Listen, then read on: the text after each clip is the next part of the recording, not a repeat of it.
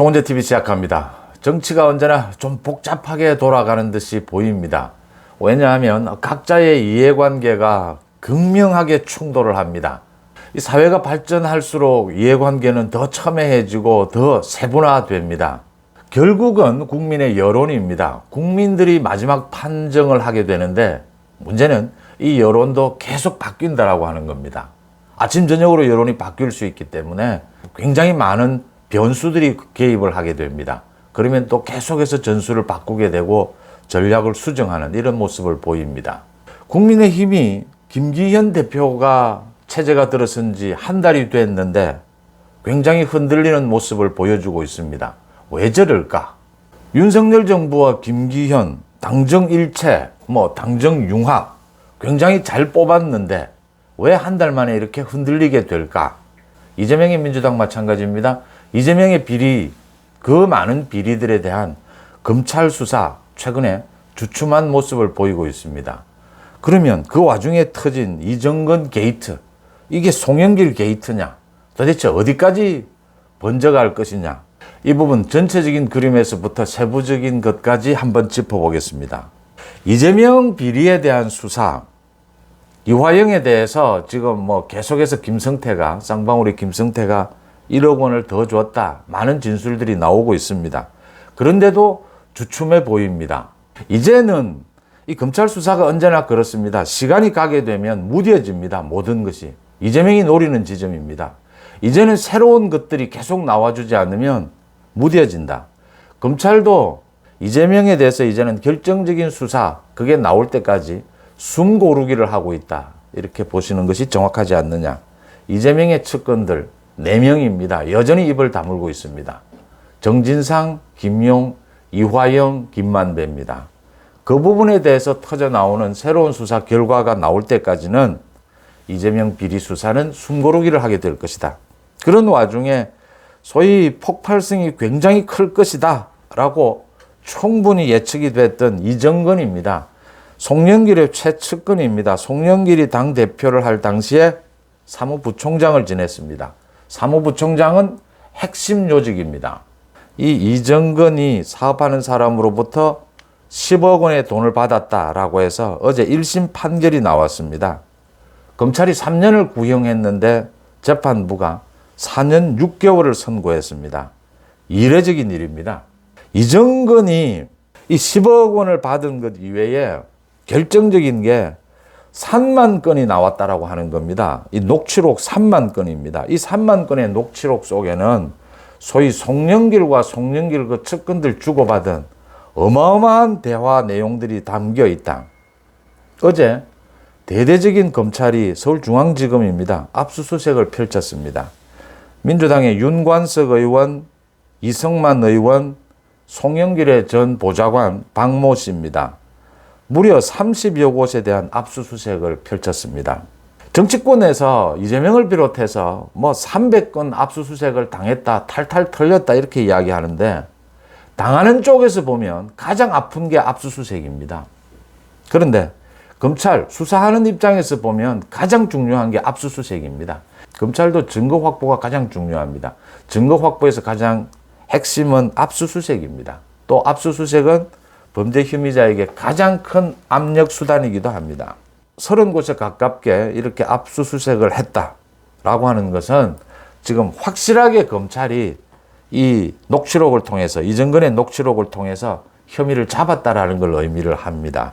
문제는 지금 송영길 측근인 윤관석이나 이성만 뿐이냐, 훨씬 더 많을 것이다라고 하는 겁니다. 어제 이미 이 압수수색 영장에서 나왔습니다.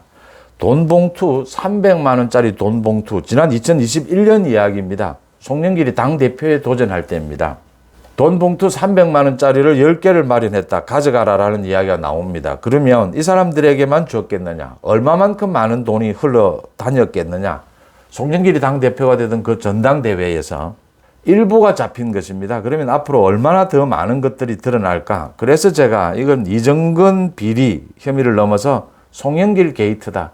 송영길이 당대표로 될 당시에 이 비리들이 모두 전모가 드러난다면 송영길과 이재명의 관계, 도대체 송영길과 이재명은 깊은 정치적인 인연이 없습니다. 그럼에도 불구하고 송영길이 자기의 지역구를 이재명에게 물려줍니다.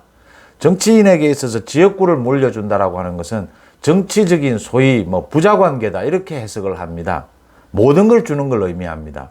송영길이 이재명에게 어떤 관계이길래 자신의 지역구를 물려줄까? 그리고 자신은 서울시장에 출마를 합니다. 그리고 떨어졌죠. 이 송영길과 이재명으로 이어지는 이 관계까지를 밝혀낼 수 있을지도 모른다. 전체적으로 보면 이재명에 대한 비리 수사는 주춤하는 사이에 송영길 비리 의혹이 구체적으로 불거지기 시작했다. 그 내용이 어마어마하다는 것입니다. 이정근의 휴대전화에서 나온 녹취록 3만 건에 대해서 검찰이 압수를 했다. 이 부분에 대해서 검찰이 압수수색을 비롯해서 본격적인 수사에 착수했다라고 하는 것입니다. 당연히 본인들은 부인을 하고 있습니다. 일단 부인하고 보는 겁니다. 녹취록밖에는 없다라는 건데 이런 식의 녹취록은 여기 지금 300만 원짜리 봉투를 10개를 장만했으니까 가져가라. 또 지금 나머지 돈은 어디에서 만들어지느냐. 수많은 녹취 기록들이 나오고 있습니다. 구체적이고 생생하다.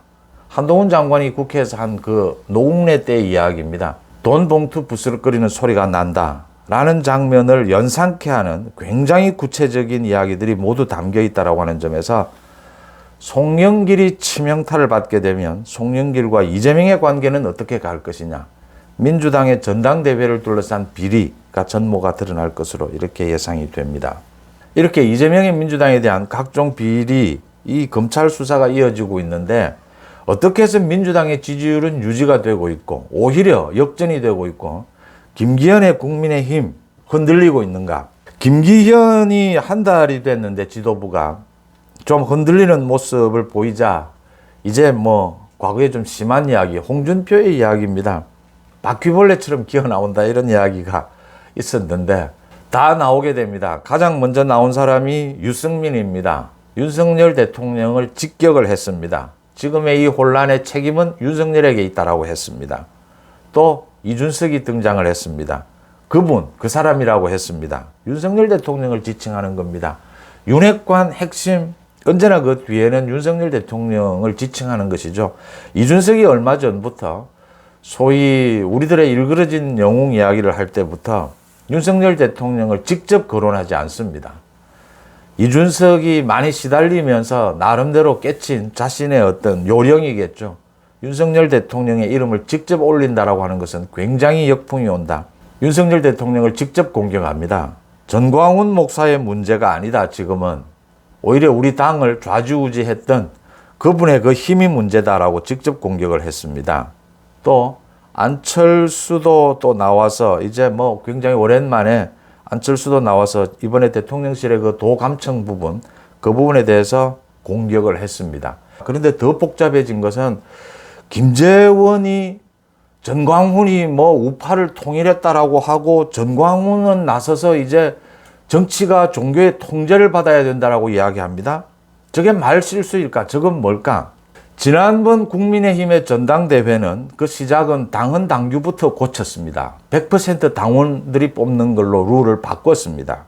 그 다음 이제 많은 후보들이 나왔고 윤석열 정부와 가장 보조를 잘 맞출 수 있는 후보가 누구냐에 당심이 쏠렸습니다. 그 선택이 김기현이었습니다. 이 선택이 옳았느냐? 이것부터 지금 이준석이나 유승민은 문제 삼고 나선 겁니다. 이제 그 틈을 비집고 자신들의 정치적 공간을 만들려고 하는 것이죠. 그것부터 잘못됐다라고 하는 것입니다. 그건 잘된 것이었습니다. 최소한 역선택을 막기 위해서 어쩔 수 없는 불가피한 선택이었습니다. 당헌 당규, 당원들의 손으로 100% 뽑는다라고 하는 것은. 그런데 모든 일에는 음량이 있습니다. 장점과 단점이 같이 움직이게 됩니다. 특히 정치에 있어서는 많은 다양한 국민들이 이 정치 현상을 보고 판단하고 여론이 움직이기 때문에 또 여론도 시시각각 움직여가기 때문에 음량이 뚜렷합니다.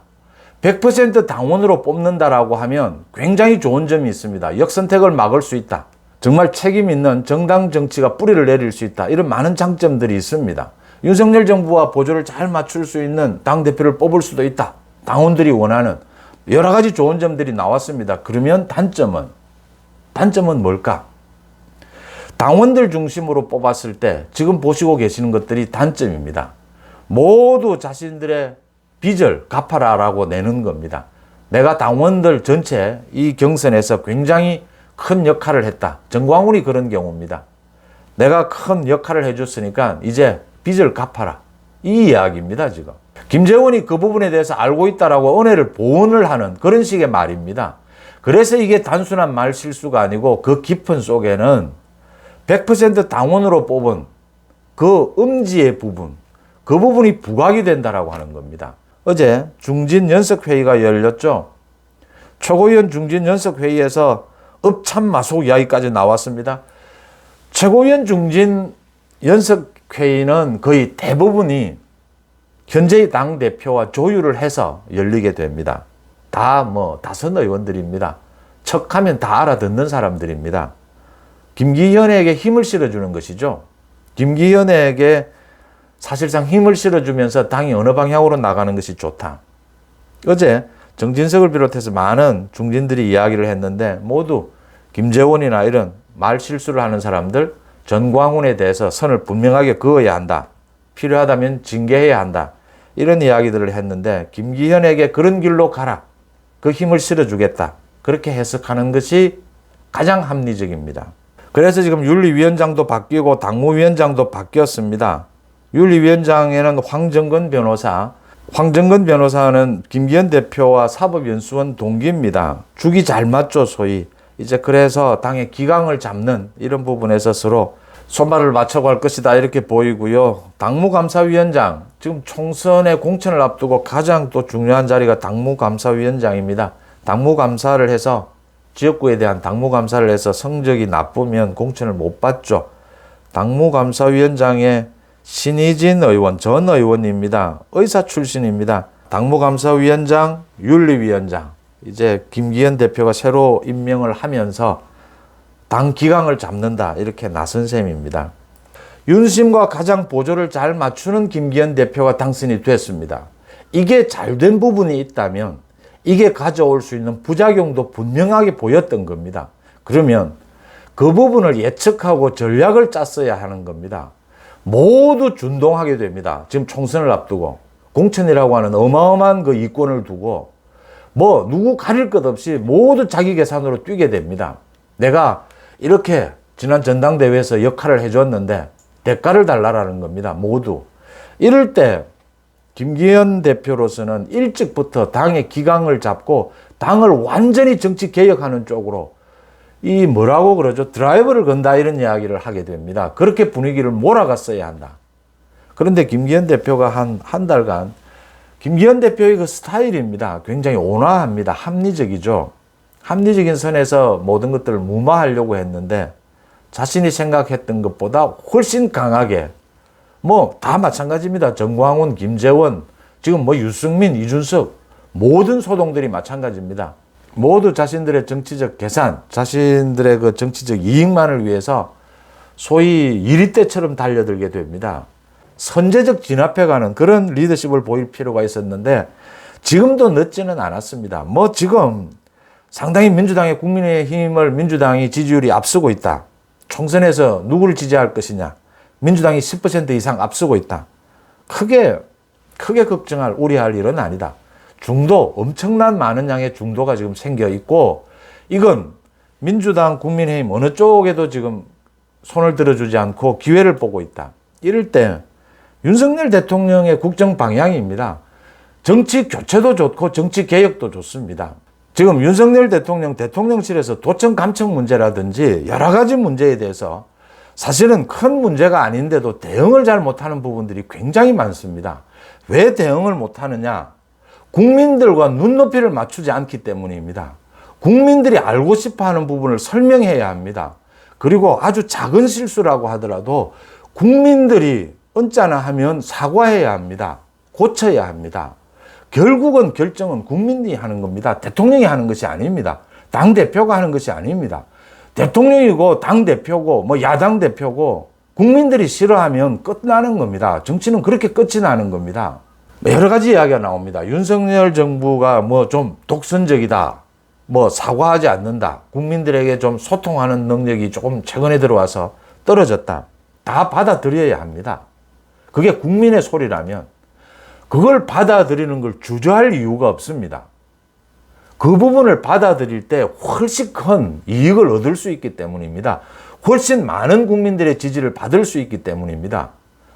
최근에 개딸들에 대해서 공격하는 저질이다, 무당이다라고 하는 민주당 얘기입니다. 신경민입니다. 기자 출신입니다. 신경민이 그렇게 비판을 하니까 정청래가 자신의 지지층을 공격하는 어리석은 정치를 하고 있다고 했습니다. 정청래가 어리석은 것입니다. 일부 개딸들의 정치 폭력을 공격하고 배제하면 그 10배의 국민들의 지지가 오는 것입니다. 정치는 그렇게 해야 되는 것이죠. 한 명을 버리고 두 명의 지지를 얻어내는 것이 정치지 않습니까?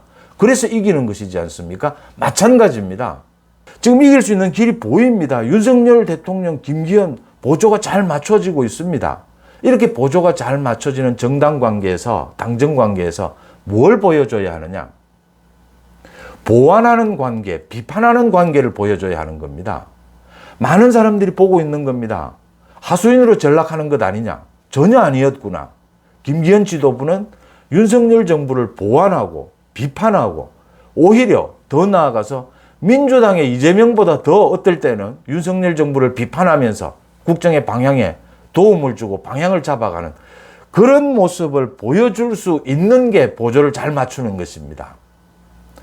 보조가 잘 맞지 않고 소통이 되지 않으면 소위 예를 들어서 유승민이 당대표가 되면 비판할 수가 없습니다. 비판하면 그건 곧바로 적대 관계가 되는 겁니다. 둘 중에 하나는 죽는 관계가 되는 겁니다. 그건 당정 관계가 아니죠.